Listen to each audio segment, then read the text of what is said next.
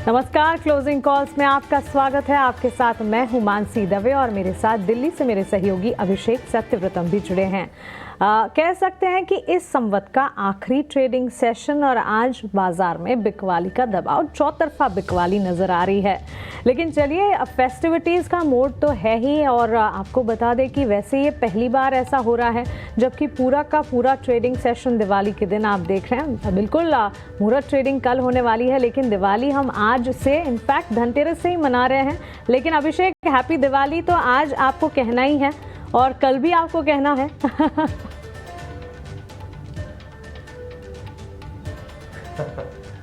Mansi, happy Diwali. आपको भी बहुत शुभकामनाएं।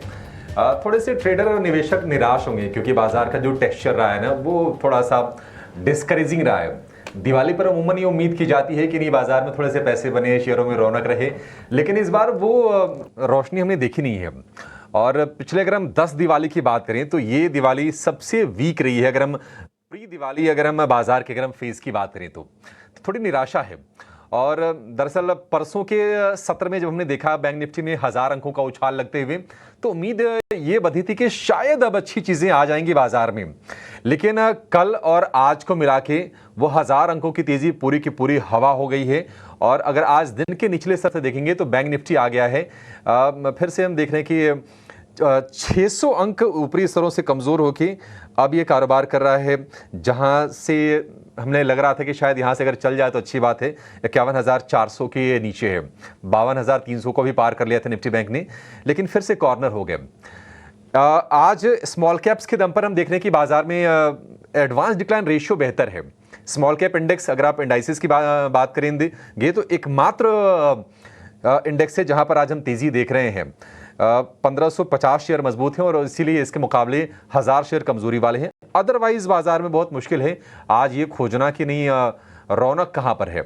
आईटी शेयरों ने मूड पूरी तरह से खराब किया है और हम देख रहे हैं कि tech Mahindra, HCL tech, TCS, Wipro, Infosys, ये जो तमाम शेयर हैं ये आज गिरावट के साथ कारोबार कर रहे हैं।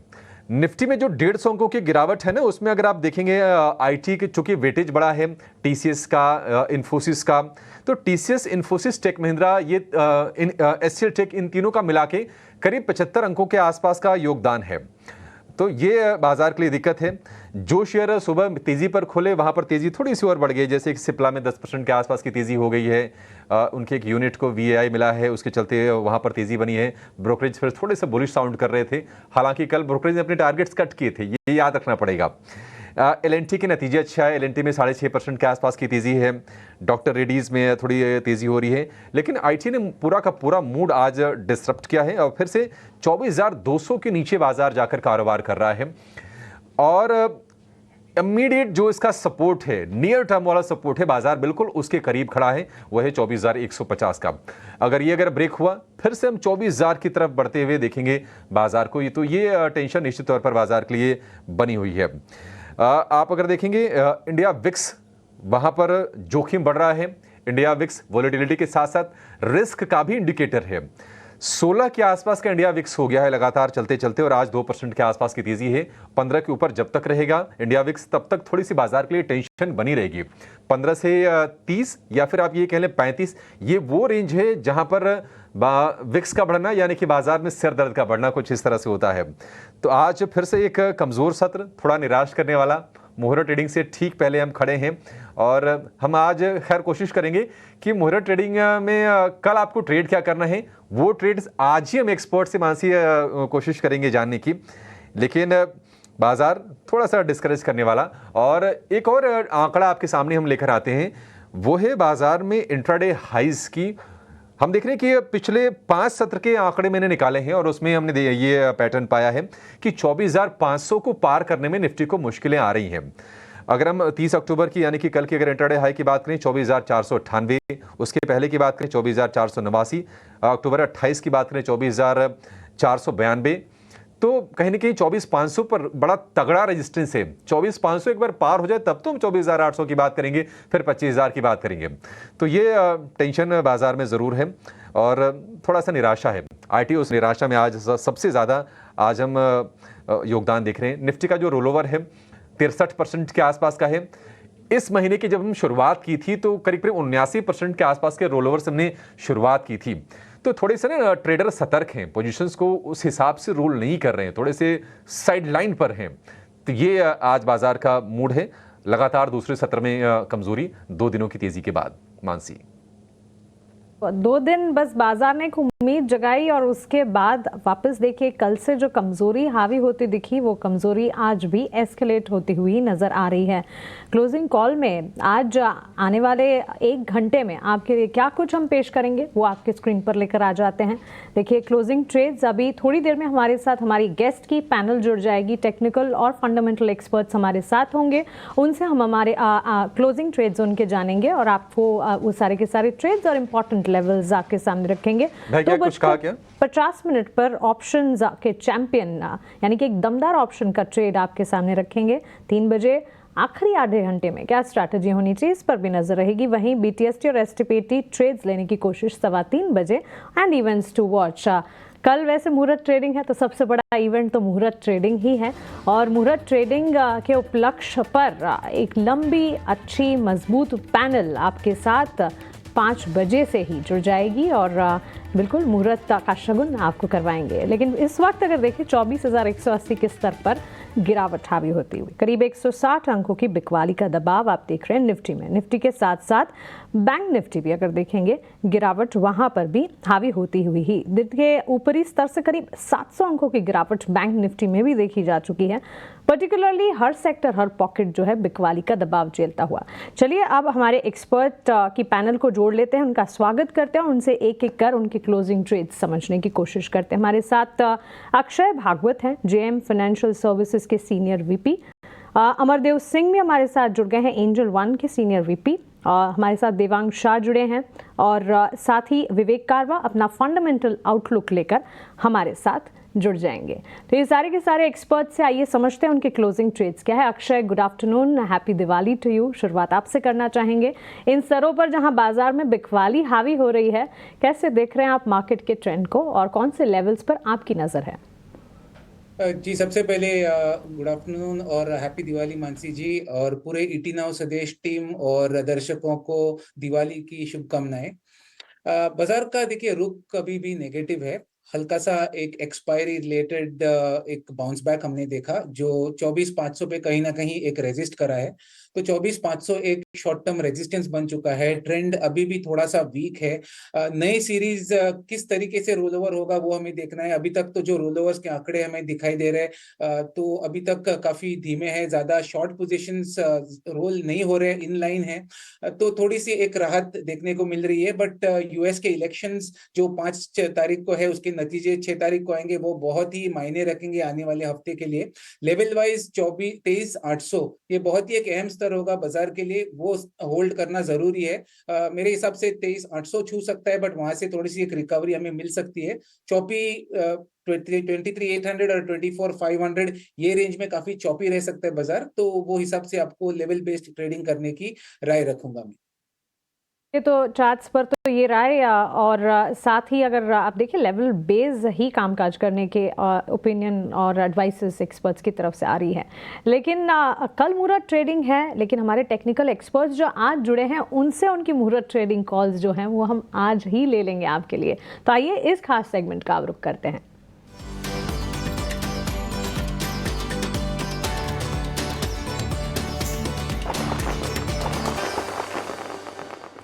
एंजल वन से अमरदेव सिंह भी मेरे साथ जुड़ गए हैं। अमर जी, स्वागत है आपका ईटी नाउ स्वदेश पर। Festival greetings to you, happy Diwali. बताइए मुहूर्त ट्रेडिंग कॉल्स, बाजार में जिस तरह का ट्रेंड इस वक्त नजर आ रहा है, कौन से स्टॉक्स पर आपकी नजर होगी? धन्यवाद। और सबसे पहले आपको और जितने भी व्यूअर्स हैं उन सबको विश वेरी हैप्पी दिवाली। तो मैं फार्मा स्पेस में बात करूंगा बिकॉज फार्मा में डेफिनेटली कुछ पॉजिटिव मोमेंटम हमें देखने को मिल रही है। तो जुबलिएंट फार्मा जो है इस पे नजर रखी जा सकती है बिकॉज यहाँ हम लोग क्या देख रहे हैं कि मार्केट में डिस्पाइट काफी शार्प करेक्शन के बाद ये जो स्टॉक है कहीं ना कहीं ये सस्टेन कर रहा है, जो एक अच्छी बात है। और यदि मैं टेक्निकली बात करूं पहले तो स्टॉक ने एक रिसेंट लो बनाया था ऑलमोस्ट टुवर्ड 1000 के लेवल्स पे, 1070 और वहां से फिर अभी it's trading close to its record highs. तो इसका ट्रेंड काफी स्ट्रांग है, पॉजिटिव है। तो इस पे नजर रखी जा सकती है। और यदि मैं कंपनी की परफॉर्मेंस की भी बात करूं तो परफॉर्मेंस जो है वो उसमें सेल्स जो सितंबर क्वार्टर है उसमें सेल्स तो सही रही है, लेकिन जो प्रॉफिट है वो काफी कम आई है। बट एक्सपेक्टेशंस है कि कंपनी जो है वो अपनी मोमेंटम बना के रखेगी, तो इसे एक स्टॉक को नजर रख सकते हैं। इसमें यदि ये 1220-25 के ऊपर ट्रेड करता है तो you can expect the stock to rally towards the 1340 levels, और नीचे का 1100 का काफी स्ट्रॉन्ग सपोर्ट है, क्योंकि फार्मा ओवरऑल में we are seeing some positive momentum.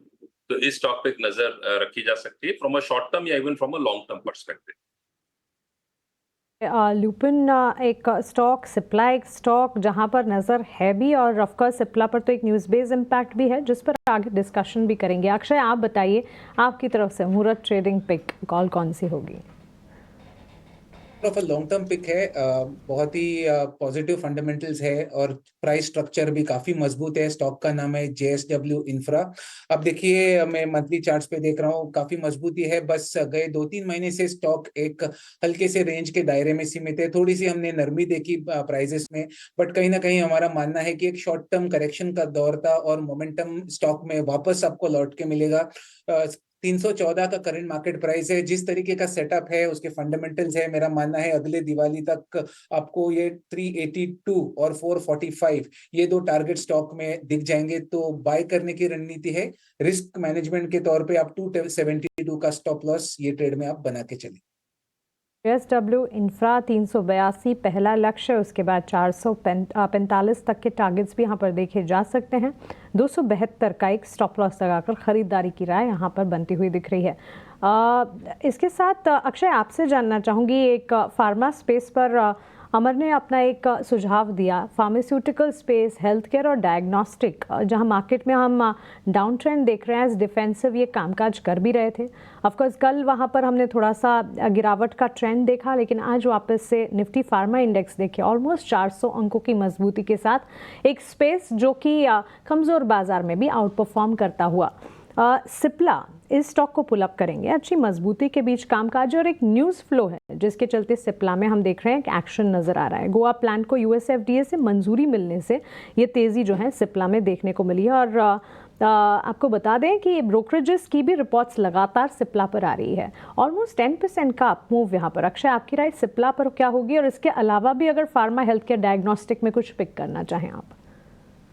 जी देखिए, सिप्ला में एक डाउन ट्रेंड रहा है और मेरे हिसाब से न्यूज के चलते एक बहुत ही बढ़िया मूव हमने आज गैप अप के तरीके में स्टॉक में देखने को मिला है। 10% आप पे, जैसे आपने सही कहा, पर यहाँ पे बाय करे कि नहीं ट्रेडिंग के लिए ये थोड़ा सा क्वेश्चन मार्क है, क्योंकि काफी चल चुका है, गैप में काफी गेन्स हो चुके हैं। तो मैं कहूंगा कि अगर आपके पास है तो आपको बने रहना है। 1720-25 तक स्टॉक चलने की उम्मीद कर रहा हूँ, पर थोड़ा सा समय लग सकता है। अगर कोई फ्रेश खरीदारी करना चाहते हैं, मैं कहूंगा थोड़ा सा आपको वेट करना है। 1500-1510 ये डिप कभी भी आने वाले हफ्ते में मिलता है, तो एक रिस्क रिवॉर्ड पे ऑफ सही बनेगा एंट्री करने के लिए। तो थोड़ा डिप में एंटर करने की राय दूंगा।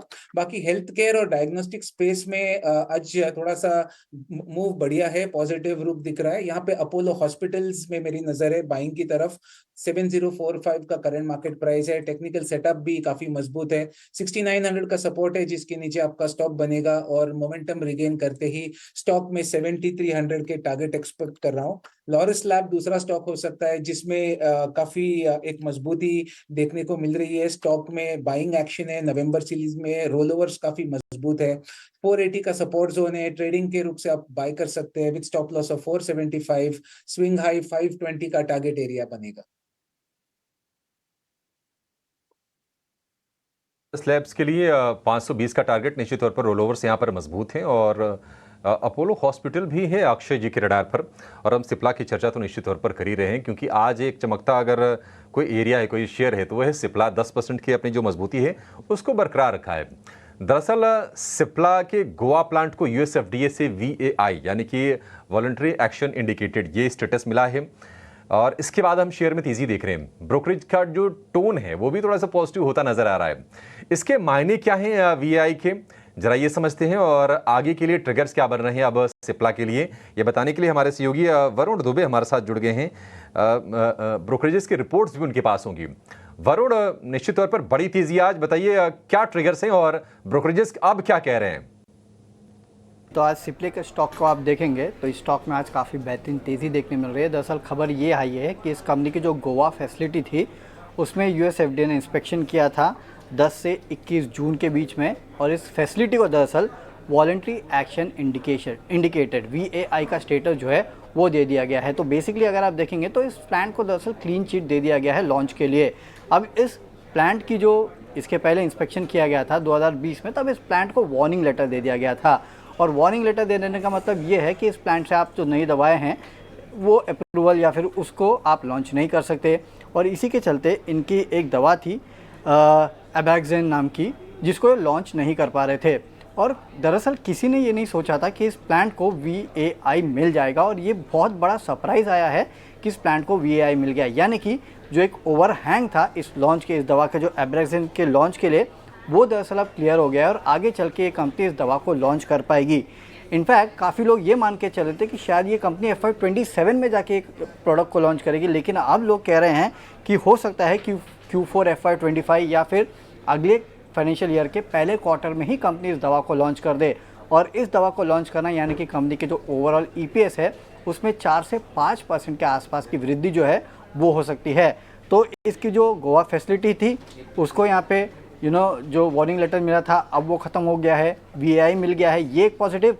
और यहाँ से जो प्रोडक्ट लॉन्च करने वाले थे वो अब ये कंपनी लॉन्च कर पाएगी, ये एक दूसरा पॉजिटिव। तो इसके लिए आप स्टॉक प्राइस में इस तरह का रिएक्शन देख रहे हैं। शुक्रिया वरुण। तो VAI यानी कि क्लीन चिट, पहले जब इसकी जांच की गई थी 6 ऑब्जर्वेशंस मिले थे, 6 आपत्तियां जताई थी USFDA ने, लेकिन अचानक से ये बहुत ज़्यादा पॉजिटिव खबर। और जिस दवा की बात कर रहे हैं वरुण, एब्रेक्सेन, ये दरअसल कीमोथेरेपी में इसका इस्तेमाल किया जाता है। $700 मिलियन का इसका साइज़ है। और अगर हम जेनरिक प्लेयर की बात करें तो इसके अलावा सिर्फ सैंडोज को ही इसके लिए अप्रूवल मिली है।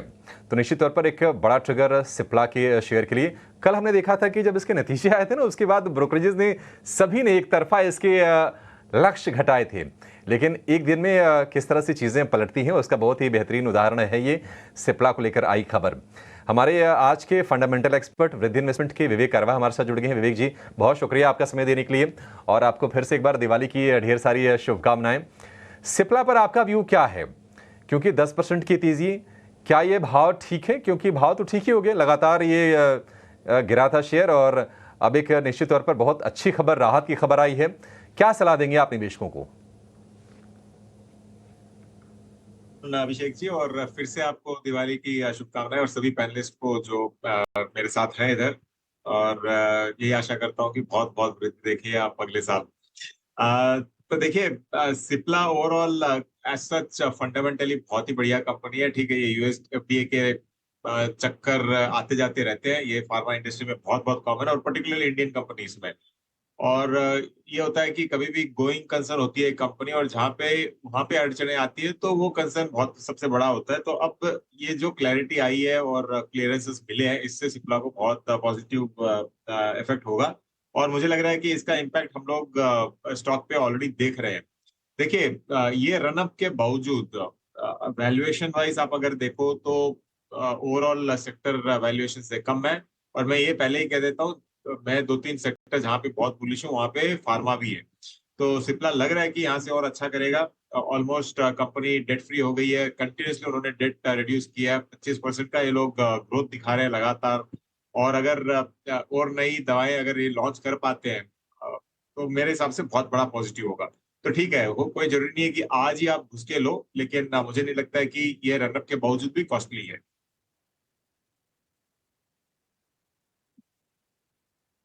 ठीक है, सिप्ला को लेकर ये व्यू, लेकिन चलिए आपके लिए एक ऑप्शन का ट्रेड समझते हैं और लेकर आएंगे ऑप्शंस के चैंपियन को।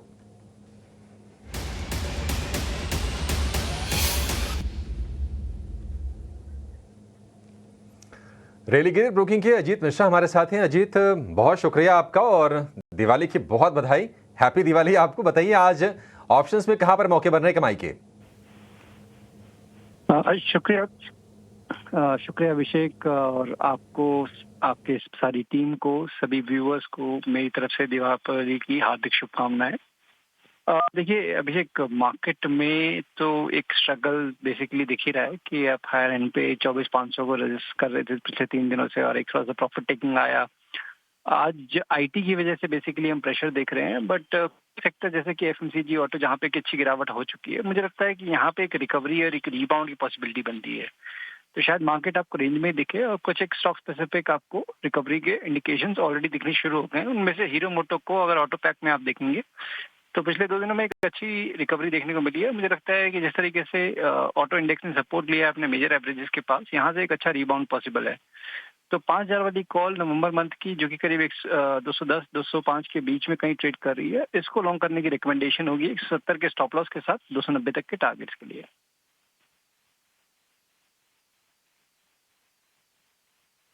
हीरो मोटो पर ऑप्शंस की आपके लिए ये रणनीति, और आज हम देख रहे हैं कि ऑटो शेयरों में थोड़ा रिकवरी वाला ट्रेड हो रहा है।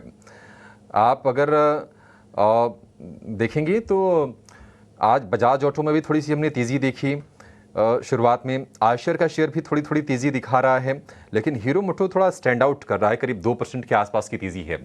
5,000 वाली कॉल खरीदनी है आपको, 211 रुपये के भाव पर मिलेगी। लक्ष्य 290 रुपये, स्टॉप लॉस 170 रुपये का।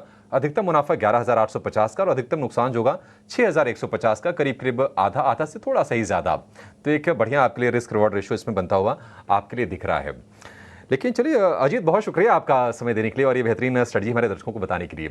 विवेक, आपके पास जरा फिर से आएंगे और आईटी पर बातचीत करेंगे, क्योंकि आज हम देख रहे हैं कि आईटी आज की गिरावट के पीछे जो जिम्मेदार जो सेक्टर है ना, वो आईटी है। आईटी इंडेक्स करीब 3% नीचे है, और एचसीएल टेक 3% गिरा, टेक महिंद्रा में 4.5% गिरावट, निफ्टी का टॉप लूजर है विप्रो, टीसीएस, ये तमाम शेयर टूटे हैं। आप जरा ये बताइए, एक हमारे ना एक सहयोगी रिसर्च लेकर भी आए हैं, ये शेयर क्यों टूट रहे हैं, उसके बाद उस पर हम बाद में जाएंगे, लेकिन पहले आपके पास आएंगे, क्योंकि मेरे मन में दुविधा है। देखिए, जब एक्सेंचर के नतीजे आए थे ना, तो ये कहा जा रहा था कि वर्स्ट इज बिहाइंड, कुछ वहां से अच्छे संकेत दिखे थे, और एक्सेंचर शायद वो एक रियल कंपैरिजन हम कर सकते हैं उसके साथ, क्योंकि वो भी कंसल्टेंसी वाला कारोबार उनका बड़ा है। अब ये मेटा के जो नंबर आए या फिर माइक्रोसॉफ्ट के नंबर आए, उनकी तरह हमारा बिजनेस तो है नहीं हमारे आईटी कंपनीज का, फिर क्यों टूट रहे हैं? मतलब आपको कोई कोरिलेशन दिखता है स्ट्रॉन्ग इसमें? देखिए अभिषेक, बाजार में ऐसा ना, अभी जुलाई 1 तारीख को इंडेक्स करीबन 35,000 था, आईटी इंडेक्स 35,000 या 35,800 के आजू बाजू, और आज हम लोग इंडेक्स की बात कर रहे हैं 40,500। तो मतलब एक रनअप तो हमने देखा था, ये पहली चीज है। और आईटी पे इनफैक्ट मैं बुलिश था, और मैंने कई बार रिकमेंडेशन दिया था कि बीएफएसआई, फार्मा और आईटी अच्छे लग रहे हैं एक बाउंस बैक के लिए। वो एक बाउंस बैक आके अब एक प्रॉफिट बुकिंग ही देख रहे हैं। अब पर्टिकुलरली देखिए रिजल्ट्स जो आ रहे हैं, ये आप बोल रहे थे ना कि पूरा वर्स्ट इज बिहाइंड अस, वो कोई जरूरी नहीं है। कभी भी एक पेशेंट अगर आईसीयू से जनरल वार्ड में जाता है तो हो सकता है कि 1-2 बार उसको अप्स एंड डाउन फिर भी देखना पड़े। तो ये लॉजिकली हो रहा है। और आईटी में बहुत बड़ी दुविधा अभी ये है कि अगले महीने तो क्या, ऑलमोस्ट महीना चालू ही हो गया है, नवंबर कल चालू हो रहा है, तो नवंबर में जो यूएस में इलेक्शन है उसका रिजल्ट भी आईटी बहुत क्लोजली देखेगा। मुझे नहीं लगता है कि यहाँ पे जो पैनिक आज देख रहे हैं, हमको इधर इसको देख के डरना चाहिए, क्योंकि काफी ये कंपनीज बीएफएसआई सेगमेंट को केटर करती है आईटी में, और वो सेगमेंट अच्छा कर रहा है और आगे चल के भी अच्छा करते हुए दिख रहा है मेरे को। तो एक बार यूएस इलेक्शन अगर ठीक हो जाता है और खत्म हो जाता है, तो कोई भी हो, चाहे वो ट्रम्प हो या फिर कमला हैरिस हो, मुझे लगता है कि एक बाउंस बैक वापस आईटी में देखने को हमको मिलेगा। तो ऑन डिप्स बाई ही आपको देखना है मेरे हिसाब से। करीबन अगर 39 या 38,500 के बाजू में मिलता है आईटी इंडेक्स, तो बहुत अच्छा वैल्यूएशन होगा।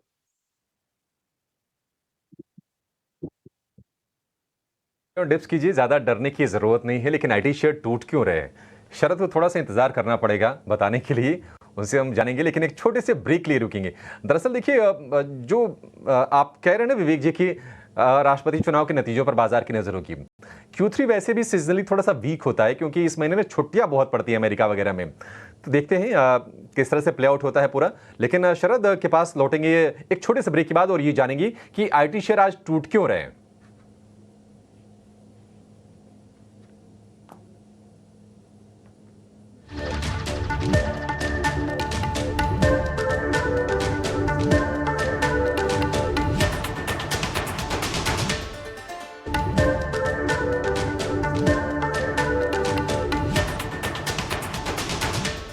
आपका फिर से स्वागत है। बाजार में 150 अंकों के आसपास की कमजोरी है। निफ्टी की अगर हम बात करें तो 24,200 के नीचे निफ्टी है और निफ्टी बैंक की जो गिरावट है वो है 400 अंकों की, लेकिन दिन के ऊपरी स्तरों से करीब 600-650 अंक नीचे आकर निफ्टी बैंक कारोबार कर रहा है।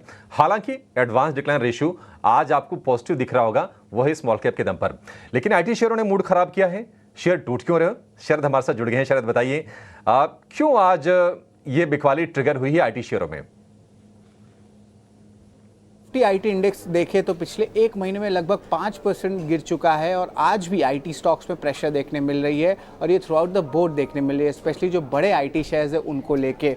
लेकिन गिरावट क्यों आ रहा है, ये सबसे पहला बात है। सबसे पहले बताएं तो ग्लोबली यूएस इंडिसेस में भी करेक्शन कल रात देखने मिला था, क्योंकि बड़े बड़े टेक और आईटी अर्निंग्स जो है आने लग रहे इस हफ्ते। देखा जाए तो माइक्रोसॉफ्ट अपने तीसरे तिमाही यानी कि सितंबर क्वार्टर में उन्होंने कहा है कि जो गाइडेंस आने वाली है वो अर्निंग्स के लेके वीक रहेगी। अब ये जब मैं बता रहा हूँ तो ये जो है दिसंबर क्वार्टर के लिए है। जो मेटा जो आपका फेसबुक का पेरेंट कंपनी है, उन्होंने भी जो है एक लोअर स्पेंडिंग गाइडेंस दिया है आगे जाते हुए। कल रात के ट्रेडिंग सेशन में जो चिप रिलेटेड स्टॉक्स है उनमें भी करेक्शन देखने मिला था। तो ओवरऑल जो है इन तीन कारण वश जो है हम देख सकते हैं डोमेस्टिक कंपनीज़ में भी एक नेगेटिव इम्पैक्ट ज़रूर देखने मिल रही है। याद रखिए आज भी दो अहम अर्निंग्स आने वाले हैं, अमेज़न और एप्पल, जिस पे बाजार की फोकस रहेगी। बट ओवरऑल कॉग्निजेंट जो एक टाइप से रीड थ्रू होता है आईटी कंपनीज़ के लिए, उनके रिजल्ट जो है जनरली अच्छे आए थे। बट यहाँ पे देखें तो ग्लोबल बिग टेक अर्निंग्स का इम्पैक्ट ज़्यादा पड़ रहा है भारत के आईटी कंपनीज़ में। अगर आईटी कंपनीज़ की भारत की बात करें तो बड़े आईटी कंपनीज़ के वीक या मिक्स सेट ऑफ नंबर्स आए हैं। डिमांड रिकवरी अभी भी क्लियर नहीं है और यूरोप और ऑटो सेगमेंट में भारी वीकनेस देखने मिल रहा है। अब आगे जाते हुए जो तीसरी तिमाही होती है, जो दिसंबर क्वार्टर हम कहते हैं, जनरली आईटी सीज़न जो होता है सीजनली वीक होता है, क्योंकि बहुत सारे हॉलीडेज़ रहते हैं यूएस सीज़न में और उसके कारण जो है इम्पैक्ट भारत के आईटी कंपनीज़ को भी मिलता है। अगर बात करें फॉरवर्ड पी रेशियो पे तो यहाँ पे देखेंगे कि टेक महिंद्रा, इन्फोसिस, टीसीएस लगभग 20 से लेकर 30 गुना जो है आप कह सकते हैं 12 मंथ्स फॉरवर्ड पी पे चल रहा है। करेक्शन ज़रूर हुई है और अगर एक महीने के रिटर्न देखें तो नेगेटिव रिटर्न्स जो है इन्फोसिस, टीसीएस और एलटीआई माइंडट्री के देखने मिल रहे हैं। हालांकि पॉजिटिव में विप्रो, टेक महिंद्रा और एचसीएल टेक ट्रेंड कर रहे हैं। ओके, शुक्रिया शरद। आईटी शेयरों में गिरावट के पीछे की सारी अहम वजह जो हैं वो हमारे बीच रखने के लिए आईटी सेक्टर ही जो है, आईटी, फार्मा, ये सारे ग्लोबली कनेक्टेड सेक्टर्स हैं। अब जैसे शरद भी समझा रहे थे, भारतीय बाजार में आईटी कंपनियों के जो नतीजे आ रहे हैं उसका तो इम्पैक्ट है ही, लेकिन ग्लोबल टेक कंपनियों में भी प्रदर्शन जो है उसका एक असर आईटी सेक्टर पर पड़ता हुआ दिख रहा है। और इसी के चलते अगर आप देखेंगे वैल्यूएशंस, रिटर्न्स, ये सारे के सारे स्टैटिस्टिक्स आपके स्क्रीन पर है, लेकिन आईटी सेक्टर की अगर बात करें तो वहाँ पर जो है एक मोमेंटम बिल्ट होता हुआ नहीं नजर आ रहा है। लेकिन चलिए आगे बढ़ते हैं और हमारे साथ हमारी टेक्निकल पैनल पर एक और गेस्ट जुड़ गए, उनका स्वागत करते हैं। देवांग शाह है हमारे साथ। Devang, good afternoon to you, festival greetings, happy Diwali. Diwali का दिन आज और मुहूर्त ट्रेडिंग कल भी दिवाली है और आज ही हमारे साथ आप जुड़े हैं, तो आपकी मुहूर्त ट्रेडिंग पिक आज हम आपसे लेंगे। बताइए कौन से स्टॉक्स पर आपकी नजर है, बाजार को कैसे देखते हैं? Very good afternoon. First of all आप सभी को हैप्पी दिवाली। स्टॉक स्पेसिफिक बात करें तो फर्स्ट रैमको सीमेंट का। रैमको सीमेंट की बात करें तो स्टॉक में कंसोलिडेशन देखने काफी मिलता है, एक ब्रेकआउट हम प्रीएम्प्ट करके देखने मिल सकता है, तो रैमको सीमेंट खरीदने की सलाह रहेगी। स्टॉप लॉस रखना है 864, टारगेट है 910। नेक्स्ट स्टॉक रहेगा अपोलो हॉस्पिटल। अपोलो हॉस्पिटल का ओवरऑल चार्ट स्ट्रक्चर की बात करें, स्टॉक ने डेली चार्ट पे सपोर्ट लेकर अपसाइड रिज्यूम किया था। हमें लगता है कि इसमें अभी अपसाइड देखने मिल सकता है। अपोलो हॉस्पिटल खरीदने की सलाह रहेगी। स्टॉप लॉस रखना है 6935, टारगेट है 7200। सेक्टर पर नज़र है देवांग की और साथ ही अपोलो हॉस्पिटल पर भी खरीदारी की राय यहाँ पर बनती हुई 7200 के टारगेट्स यहाँ पर एंटिसिपेट करके चल रहे हैं इन स्तरों पर। रैमको सीमेंट में भी 910 के टारगेट्स को ध्यान में रखते हुए एक बाइंग पोजीशन क्रिएट की जा सकती है। विवेक कारवा हमारे साथ है। Vivek ji, good afternoon to you as well and welcome, happy Diwali to you. Automobile sales की बिक्री के आंकड़े आने वाले हैं और आपसे एक आउटलुक, फंडामेंटल नज़रिया यहाँ पर लेना चाहेंगे, क्योंकि कल ऑटो बिक्री के नंबर्स आएंगे। कमर्शियल पैसेंजर व्हीकल की सेल्स की अगर बात करें, वहाँ पर दबाव की आशंका जताई जा रही है और टू व्हीलर में रॉयल एनफील्ड की बिक्री जो है वहाँ पर बढ़त का अनुमान है। एक एक कर अगर हम देखें टू व्हीलर सेगमेंट में Bajaj auto, TVS motor, hero MotoCorp, वहीं साथ साथ पैसेंजर व्हीकल की भी अगर बात करें, Maruti, M&M, Tata Motors, Hyundai, hero MotoCorp देखिए करीब 2% की तेज़ी यहाँ पर देखने को मिल रही है। मारुति सुजुकी फ्रिजल आउट होता हुआ मोमेंटम, करीब 2% की गिरावट यहाँ पर आप देखेंगे। लेकिन ऑटो सेल्स से ठीक पहले ऑटो सेक्टर और साथ ही ऑटो एंसिलरी पर फंडामेंटल आउटलुक क्या बनता है? देखिए, जो ऑटो एंसिलरी है, सॉरी ऑटो सेक्टर है ओवरऑल, यहाँ पे दबाव की पूरी पूरी आशंका है। और मुझे लगता है कि वो एक आशंका के चक्कर में ऑलरेडी 20% फॉर एग्जांपल हीरो मोटो भी आप अगर देखिए तो 6,200 से लेके आज अगर 5,000 के आजू बाजू चल रहा है, तो मतलब 20% का करेक्शन इन स्टॉक्स में ऑलरेडी देखने को मिल गया है। तो मुझे नहीं लगता है कि यहाँ से और डीप करेक्शंस आएगा अगर कल ऑटो नंबर सेल्स थोड़े से डाउन आते हैं। और ये ऑलरेडी देखने को मिल रहा था कि जो स्टॉक पाइलअप है ये कई कंपनीज एक्स्ट्रा डिस्काउंट दे के क्लियर करने में जुटी थी, तो ये एक्सपेक्टेड ओवरऑल है। अब आगे चल के देखिए, अगर आप लॉन्गर टर्म देखो तो कई डेवलपमेंट्स कंपनीज में हो रहे हैं, बेसिकली ईवी के तरफ। और मुझे लगता है कि यहाँ से वापस सेल अगले साल तक पिकअप होने का पूरा चांसेस है इधर। तो मैं तो ओवरऑल पॉजिटिव रहूंगा इस करेक्शन के बाद में। और हीरो मोटो अगर आप पूछो टू व्हीलर में तो सबसे बेस्ट पिक रहेगा, क्योंकि वैल्यूएशन कंफर्ट उधर ज्यादा है। और अगर आप मतलब मल्टी यूटिलिटी ओवरऑल देखिए तो टाटा मोटर्स भी बहुत अच्छा लग रहा है इन दामों में। और यहाँ से रॉयल एनफील्ड देखिए, वहां पे ऑलरेडी करेक्शन देखने को मिल गया था। अगर नंबर एक्सपेक्टेड से बेटर आते हैं तो आपको एक bounce back royal Enfield in the sense Asian motor में भी देखने को मिल सकता है, ये पॉसिबिलिटी है। फंडामेंटल नज़रिया ऑटो सेक्टर पर ओवरऑल, और ऑफ कोर्स यहाँ पर इस वक्त हम करेक्शन फेज देख रहे हैं, लेकिन अगर लॉन्ग टर्म देखें तो अंडरटोन पॉजिटिव ही नज़र आ रहा है। लेकिन ऑटो सेल्स जिसका जिक्र किया, ऑटो बिक्री के आंकड़े हर महीने की पहली तारीख को आते हैं और कल ये आंकड़े आने वाले हैं। आंकड़ों से ठीक पहले ऑटो सेल्स कैसी रह सकती है, इस पर रिसर्च करके हमने एक अनुमान तैयार किया है। ये अनुमान लेकर हमारे सहयोगी सौमित हमारे साथ जुड़ गए हैं। सौमित, बताएं ऑटो बिक्री के आंकड़ों से क्या एक्सपेक्टेशंस हैं?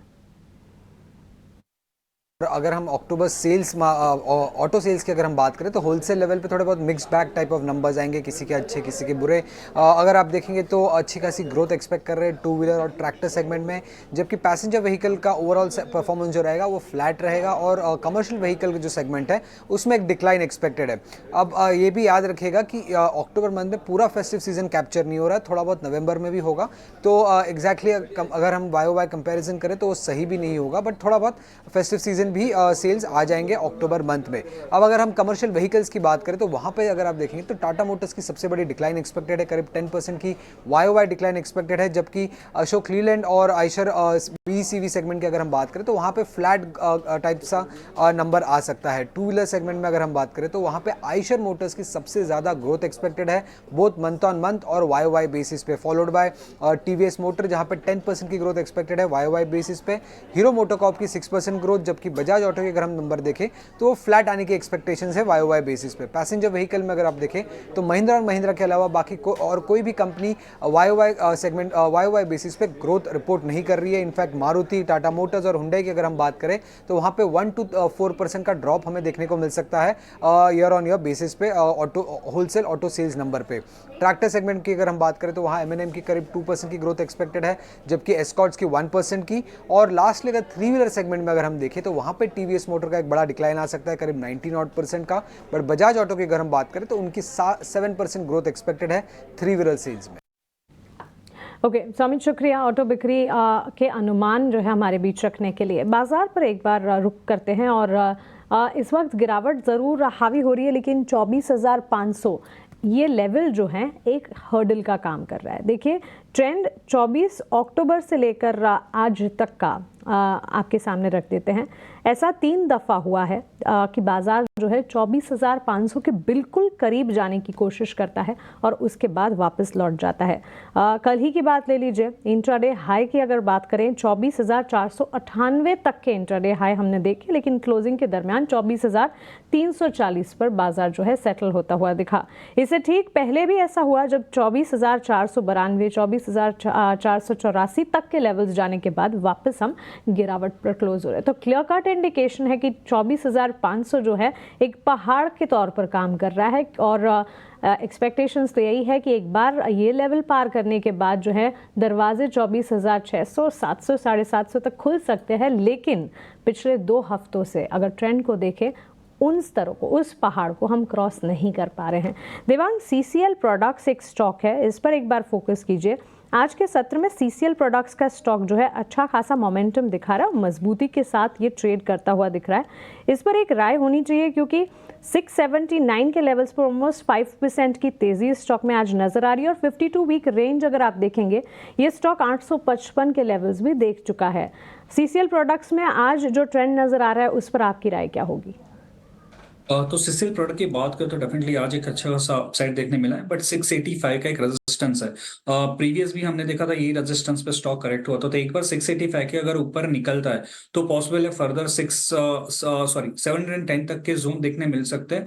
इमीडिएट जो सपोर्ट नाउ है वो 650 का सपोर्ट बन रहा है स्टॉक के लिए।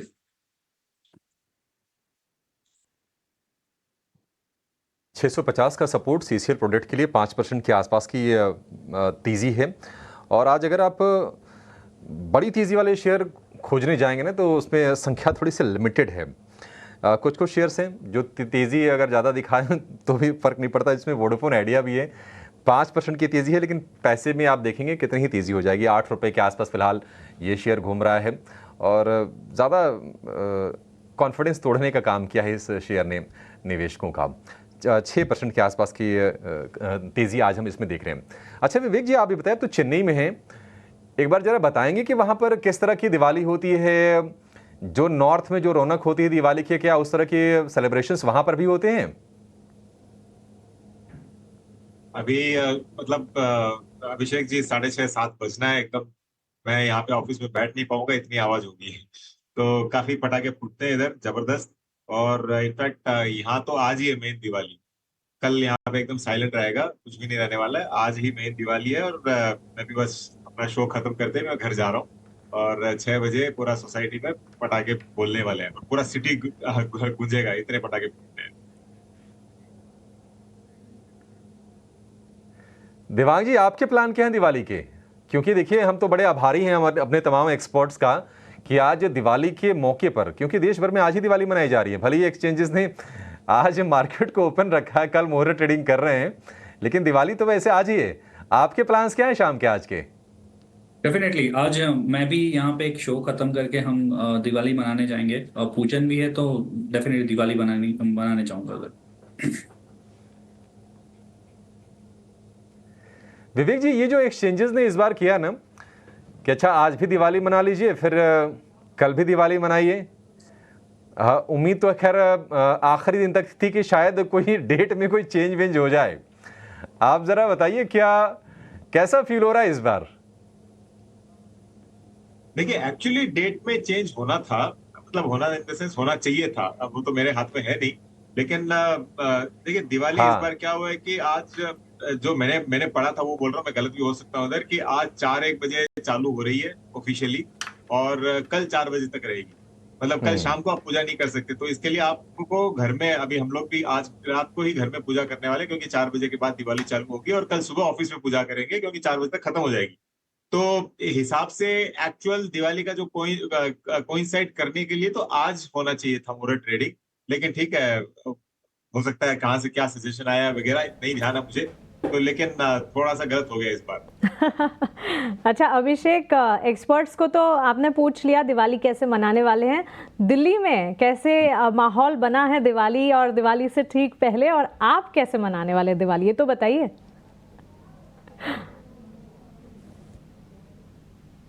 दिल्ली में तो अलग ही रौनक होती है दिवाली की और जम की आतिशबाजी होती है। मैंने देखे अपने कॉलेज के ज़माने में भी, मतलब आज से करीब 15-20 साल पहले की बात बता रहा हूँ आपको।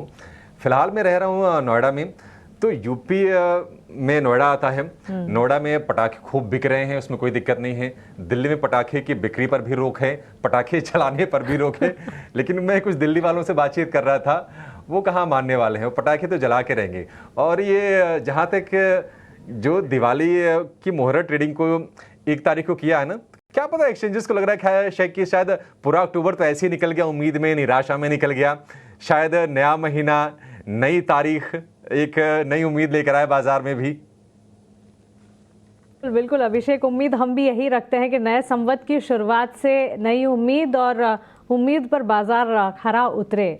लेकिन चलिए, जो आप अपने स्क्रीन पर देख रहे थे, देश भर में दिवाली की धूम मची हुई है और अलग अलग कोनों से तस्वीर हम आप तक लेकर आ रहे हैं और ईटी नाउ स्वदेश पूरी कोशिश कर रहा है कि दिवाली का पूरा ट्रेंड जो है पूरे देश में वो आपके सामने देखिए। अयोध्या जी में भव्य दिवाली आयोजन हुआ, सरयू किनारे 25 लाख दिए जलाकर वर्ल्ड रिकॉर्ड भी बनाया गया। तो चलिए, दिवाली की धूम तो है ही, बाजार में भले ही हम देख रहे हैं बिकवाली का दबाव। छोटे से ब्रेक के लिए हम रुक रहे हैं, जल्द लौटेंगे, आप बने रहें।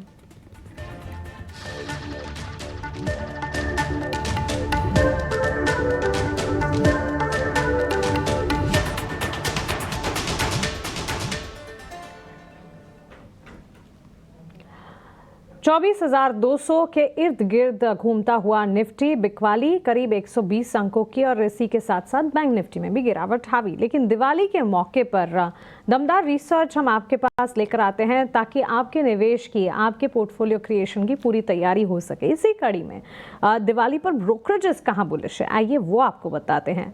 किन शहरों में इस दिवाली पर निवेश करने से अगली दिवाली तक अच्छे रिटर्न्स आपको मिल सकते हैं। दिवाली पर ब्रोकरेजेस की स्पेशल पिक्स बताने के लिए हमारे साथ हमारे सहयोगी शरद जुड़ गए हैं। शरद, बताइए, इस दिवाली से अगली दिवाली तक ब्रोकरेजेस का आउटलुक कहां पर है?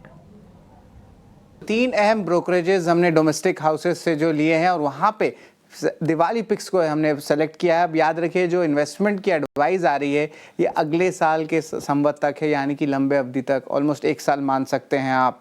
सबसे पहले बात करें आनंद राठी के पिक्स के बारे में, तो यहाँ पे देखेंगे हिंदुस्तान जिंक आ रहा है, लक्ष्य है 750 रुपये का और ओवरऑल रिटर्न देखें तो 50% का एक्सपेक्टेशन है। इसके अलावा garden rich, BML, PSU players है जो इस लिस्ट में शामिल है और देख रहे हैं आप 40 से 50% का रिटर्न पोटेंशियल देखने मिल रहा है। इसके अलावा IFCI और जुपिटर वैगन जो रेलवे थीम वाले भी स्टॉक्स हैं उन पे भी फोकस रहेगा। तो ये तो 5 पिक्स मैंने आपके बता दिए आनंद राठी के।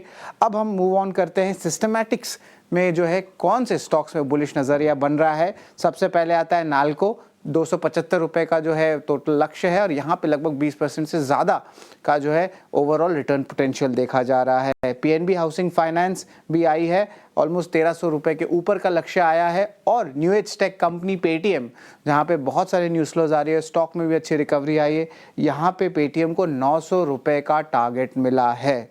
लेमन ट्री, जोमेटो ये भी लिस्ट में शामिल है और याद रखिए जोमेटो का लगभग 320 रुपये का टारगेट दिया है, यानी कि 18% का रिटर्न पोटेंशियल है। 2 ब्रोकिंग हाउसेस के जो पिक्स है मैंने तो आपको पूरे बता दिए। अब हमारा तीसरा और आखिरी है प्रभुदास लीलाधर के पिक्स। यहाँ पे KPIT टेक IT स्पेस से मिड कैप कंपनी है, यहाँ पे लगभग 2500 का जो है लक्ष्य है और यहाँ पे देखिए 76% रिटर्न पोटेंशियल दे रहा है। तो इस ब्रोकिंग हाउस का रिटर्न पोटेंशियल ज़्यादा है। वही बात करें ABB की, कैपिटल गुड्स की कंपनी है, यहाँ पे जो है 12,300 रुपये का टारगेट दिया जा रहा है और एक्साइड लगभग 740 रुपये का, ये आपका EV का थीम प्ले है, बैटरी पे है और ओवरऑल देखा जाए तो लगभग 60% का रिटर्न पोटेंशियल है। आखिरी 2 स्टॉक्स लिस्ट में है, जहाँ पे गार्डन रीच है, वहाँ पे वापस से ये स्टॉक जो है रिपीट हो रहा है। पहले जो है आनंद राठी ने भी कहा था और यहाँ पे भी प्रभुदास लीलाधर का पिक है, लगभग 2800 का टारगेट प्राइस है। और आखिर में PSU से कोल इंडिया, इंटरेस्टिंग नाम है, 690 रुपये का लक्ष्य दिया है और करंटली लगभग 35% से ज़्यादा यानी कि 40% से ऊपर का रिटर्न पोटेंशियल है। तो ये इंपॉर्टेंट दिवाली पिक्स है जहाँ पे कैपिटल गुड्स आ रहा है, PSUs के नाम आ रहे हैं और कुछ रेलवे रिलेटेड थीम्स में आ रहे हैं क्योंकि वहाँ पे करेक्शन भी आया है। तो ये 3 अहम ब्रोकिंग हाउस के पिक्स हैं दिवाली के लिए। बिल्कुल शायद, शुक्रिया। ब्रोकरेजेस की नज़र और ब्रोकरेजेस का आउटलुक दिवाली पर, दिवाली से दिवाली तक के पिक्स हमारे साथ शेयर करने के लिए। चलिए, बाजार बस चंद मिनटों में आज की क्लोजिंग दिखाएगा, उससे पहले देवांग आपकी तरफ से कोई BTST STBT ट्रेड्स आप हमारे साथ शेयर करना चाहें? BTST में इंजीनियर्स इंडिया देख सकते हैं, ओवरऑल काफी एक अच्छा स्ट्रक्चर बना, डेली चार्ट एक रिवर्सल पैटर्न देखने मिला है। तो इंजीनियर्स इंडिया खरीदने की सलाह रहेगी। 190 का स्टॉप लॉस रखना है 207 के टारगेट के लिए। सो BTST trade engineers India limited पर एक नज़र होनी चाहिए। आज के सत्र में करीब 4% की तेज़ी, ऑलमोस्ट 200 के लेवल्स के आसपास 194 पर ये स्टॉक ट्रेड करता हुआ। विवेक, हाउसिंग फाइनेंस कंपनियों पर आपका आउटलुक एक जानना चाहेंगे। ओके, विवेक हमारे साथ नहीं है। देवांग, बजाज हाउसिंग की अगर बात करें, आज के सत्र में तो बिकवाली यहाँ पर नज़र आ रही है, लेकिन टेक्निकली चार्ट चेक कर बताएं क्या लगता है, क्योंकि हमने देखा है कि अच्छे मूव्स भी नज़र आए हैं और 134 के स्तर पर ये स्टॉक ट्रेड करता हुआ एंटिसिपेशन है कि यहाँ से मजबूती नज़र आ सकती है। पोस्ट रिजल्ट्स अच्छा गेन देखा था स्टॉक ने पिछले हफ्ते। डेफिनेटली बजाज हाउसिंग फाइनेंस के बाद डेटा काफी कम है, but on the short term trend अभी भी नेगेटिव है। Lower top lower bottom structure में स्टॉक ट्रेड कर रहा है। जब तक ये स्टॉक 140 के ऊपर नहीं निकलता, I think wait and watch करने की सलाह रहेगी।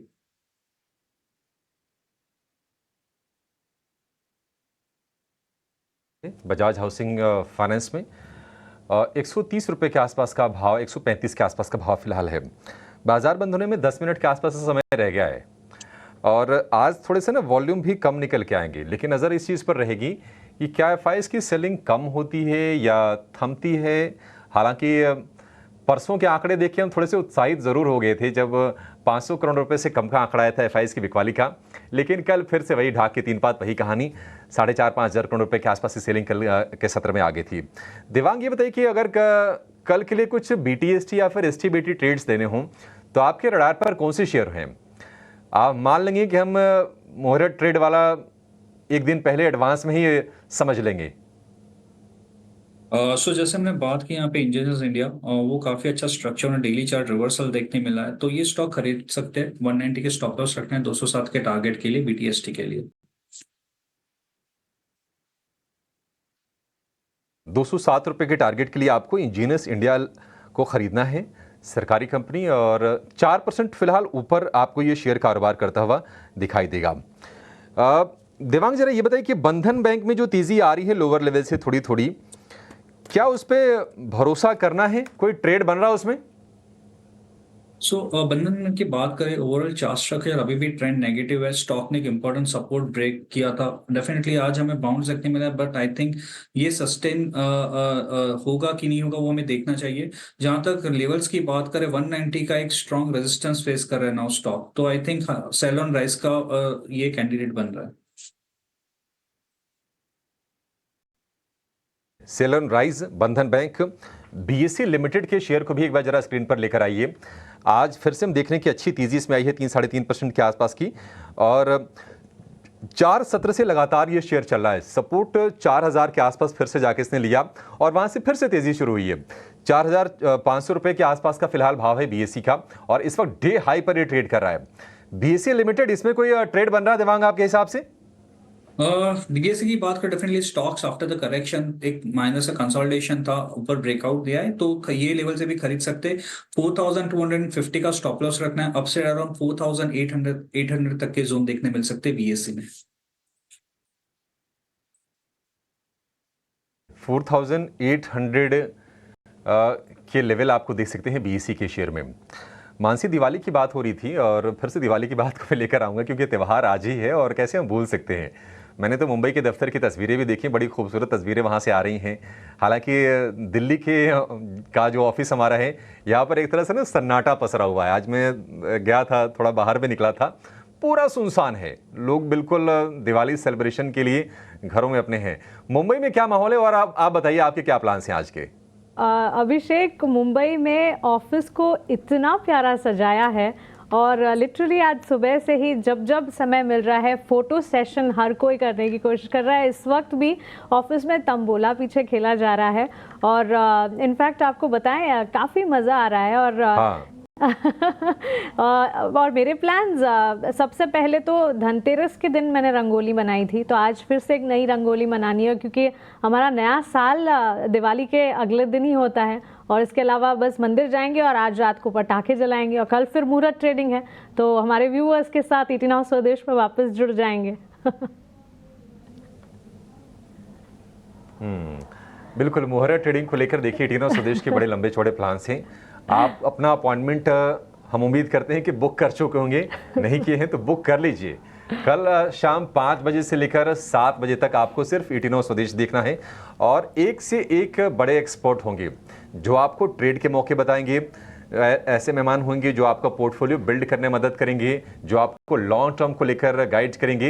एक बार हम रिक्वेस्ट करेंगे पीसीआर टीम से कि सारे जो मेहमान आने वाले हैं कल के सत्र में, जरा उनकी भी इमेजेस दिखाएं कि कौन कौन से कल मुहूर्त ट्रेडिंग के दिन हमारे साथ जुड़ेंगे।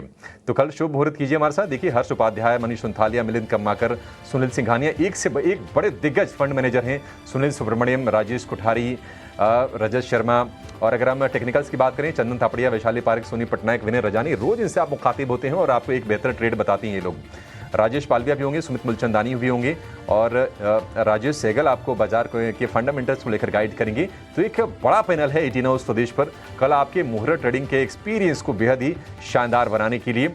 और हम उम्मीद करेंगे कि कल शुभ मुहूर्त होगा बाजार में। आमतौर पर होता यही है कि मुहूर्त ट्रेडिंग दिन बाजार में थोड़ी बहुत तो तेजी आती है। देखते हैं कल का सत्र कैसा रहता है, लेकिन जो भी हो पोर्टफोलियो बिल्ड करने का बड़ा अच्छा समय है और हम अपने एक्सपर्ट्स की मदद से आपका ये काम जरूर करवाएंगे। आपको नई शुरुआत करनी है, स्वदेश उसमें आपके साथ निश्चित तौर पर खड़ा रहेगा। बाजार में थोड़ी सी रिकवरी लोअर लेवल से आई है। 24,200 के आसपास का हम निफ्टी देख रहे हैं। 128 अंकों के आसपास की गिरावट है। आधे % के आसपास की कमजोरी फिलहाल है। और निफ्टी बैंक की बात करें, रिकवरी वहां पर भी है। 248 अंक नीचे फिलहाल निफ्टी बैंक है। या अभी थोड़ी देर पहले मैं देख रहा था 450-500 अंकों के आसपास की गिरावट थी, तो वहां पर भी लोअर लेवल से रिकवरी आ रही है और एडवांस डिक्लाइन थोड़ा सा और बेहतर होते हुए हमें दिख रहा है। दिवांग, इंडेक्स में कोई आप ट्रेड लेने की सलाह देंगे कल के लिए? आई थिंक इंडेक्स से बात करें तो अभी अवॉइड करने की सलाह रहेगी, बिकॉज अभी एक range bound kind of session है, एक रेंज पे हमें दायरे में देखने मिला है। तो I think wait and watch करना होगा इंडेक्स के लिए। ठीक है, इंडेक्स में कल की कल देखेंगे, अवॉइड कीजिए जब बाजार का जब टेक्सचर ऐसा ही हो। वीक ही क्लोजिंग कहेंगे। 24,500 जो शिखर है ना, उसको पार नहीं कर पा रहा है बाजार और इसके पीछे की मल्टीपल वजहें हैं। पहली वजह तो ये है कि एफआईज की बिकवाली लगातार चल रही है। बाजार के वैल्यूएशंस अभी भी महंगे हैं। कॉन्फिडेंस नहीं आ रहा है रिटेल का। रिटेल थोड़ा सा ना साइडलाइन हो गया है। वो वेट एंड वॉच के मूड में है कि देखते हैं कि बाजार अगर कोई एक बार फिर से चलना शुरू हो जाएगा तो फिर शायद पार्टिसिपेशन आएगा।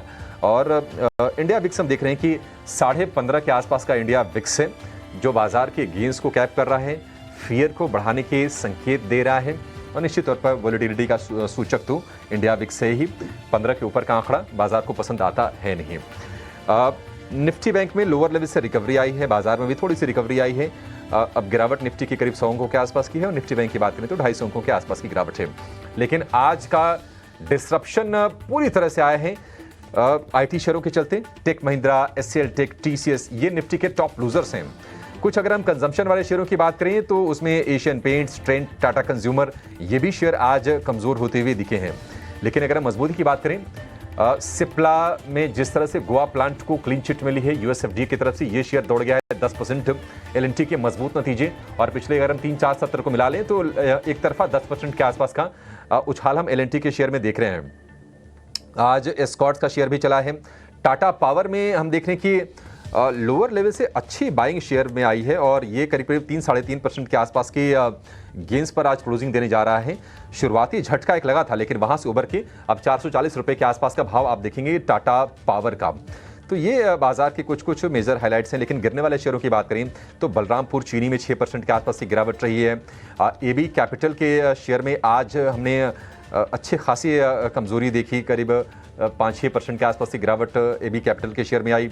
इसके अलावा आरबीएल बैंक, बिरला सॉफ्ट, ये परसिस्टेंट, ये मिड कैप आईटी में कुछ शेयर रहे, बिरला सॉफ्ट और परसिस्टेंट। एमफेसिस का शेयर भी टूटा है। एलेंटिक टेक में भी आज कमजोरी रही। तो ये कुछ शेयर गिरने वाले रहे। लेकिन चढ़ने वालों में एक्सचेंजेस में एमसीएक्स का शेयर भी चला है करीब 2-2.5% के आसपास आज। हालांकि शुरुआत एमसीएक्स की उतनी अच्छी नहीं थी लेकिन बहुत अच्छा फिर मोमेंटम लास्ट आवर के ट्रेड में पकड़ा है एमसीएक्स ने और 2.25% की तगड़ी क्लोजिंग 6,500 रुपए के ऊपर देकर जा रहा है। बीएसई के शेयर में भी आज हमने बढ़िया तेजी आज देखी है और 3-3.5% के आसपास की तेजी पर यह शेयर आज बंद होने जा रहा है। लेकिन अक्टूबर सीरीज की वीक हम कहेंगे कि आज समाप्ति हुई है। इस सीरीज में 6-6.5% निफ्टी नीचे आया है हालांकि निफ्टी बैंक की बात करें तो 2.5% से लेकर 3% से आसपास की कमजोरी निफ्टी बैंक में रही है। रोल ओवर्स के आंकड़े एक बार हम बाद में चेक कर लेंगे, लेकिन वीक रोल ओवर्स रहे हैं। 65% के आसपास के रोल ओवर के आंकड़े देखते हैं, फाइनल आंकड़े क्या निकल के आते हैं। लेकिन पिछली सीरीज के मुकाबले कमजोर रोल ओवर्स किए हैं ट्रेडर्स ने। एडवांस डिक्लाइन रेशियो आज ठीक रहा है, 850 शेयर गिरे हैं, लेकिन उसके डबल करीब 1700 शेयर आज मजबूती के साथ बाजार में बंद हुए हैं। उसकी वजह यह रही कि स्मॉल कैप के शेयरों में आज अच्छी स्ट्रेंथ दिखी है। स्मॉल कैप का इंडेक्स जो रहा है 1% आज चढ़ के बंद हुआ है। तो चलिए इसी के साथ इस शो को यहाँ पर समाप्त करने का समय भी हो गया है। आप अच्छे से परिवार के साथ दिवाली मनाइए, लक्ष्मी पूजन कीजिए और कल शुभ मुहूर्त के लिए हमारे साथ भी जुड़िए। 5 बजे से 7 बजे तक का 1-1.25 घंटे के आसपास का मुहूर्त ट्रेड का सेशन होता है एक्सचेंजेस पर, उसको एंजॉय कीजिएगा। कुछ सौदे लेने हैं तो ले लीजिएगा मुहूर्त के नाम पर, और अगर आपको निवेश करना है तो हमारे एक्सपर्ट्स आपकी मदद करेंगे, तमाम ऐसे बढ़िया शेयर आपको बताएंगे। फिलहाल इस शो को यहीं पर समाप्त करेंगे। देवांग आपका बहुत शुक्रिया, और मानसी आपको भी दिवाली की एक बार ढेर सारी शुभकामनाएं। फिलहाल